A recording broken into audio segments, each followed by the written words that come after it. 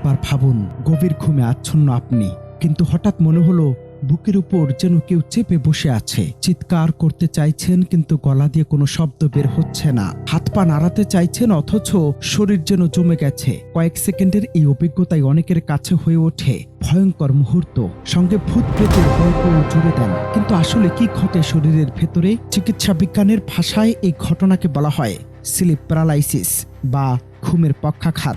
কিন্তু কেন এমন হয়? কারণ কি? এটি কি কোনো স্বাভাবিক বিষয় নাকি নেপথ্যে কোনো ভয়ঙ্কর কিছু?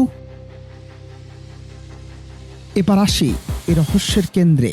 REM স্লিপ ঘুমের এই পর্যায়ে মস্তিষ্ক বেশ সক্রিয় থাকে এবং সাধারণত স্বপ্ন দেখা যায়। এ সময় শরীরের বেশিরভাগ পেশি সাময়িকভাবে শিথিল বা নিষ্ক্রিয় থাকে, যাতে আমরা স্বপ্নের দৃশ্য বাস্তবে হাত পা নেড়ে অভিনয় না করি। কিন্তু কখনো কখনো মস্তিষ্ক সচেতন হয়ে ওঠার পরও এই পেশি নিষ্ক্রিয়তার প্রভাব কিছুক্ষণ থেকে যায়। যখন চোখে মুখে সচেতনতার অনুভূতি থাকলেও শরীর নাড়াতে বা কথা বলতে পারেন না, এটাই স্লিপ প্যারালাইসিস। এর সঙ্গে ঘুমের ঘাটতি, অনিয়মিত ঘুম, অতিরিক্ত মানসিক চাপ, নার্কোলেপসি, উদ্বেগ সহ কিছু ঘুমের সমস্যার সম্পর্ক পাওয়া গেছে। চিত হয়ে ঘুমানোর অভ্যাসও কিছু মানুষের ক্ষেত্রে এটি হওয়ার সম্ভাবনা বাড়াতে পারে।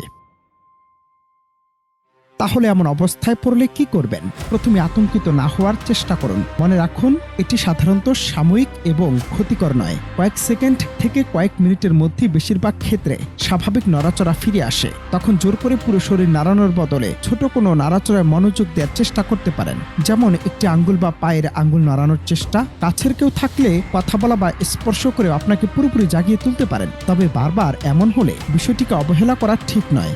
নিয়মিত ও পর্যাপ্ত ঘুম, প্রতিদিন কাছাকাছি সময় ঘুমানো ও জাগা এবং ঘুমের পরিবেশ ভালো রাখা ঝুঁকি কমাতে সাহায্য করতে পারে।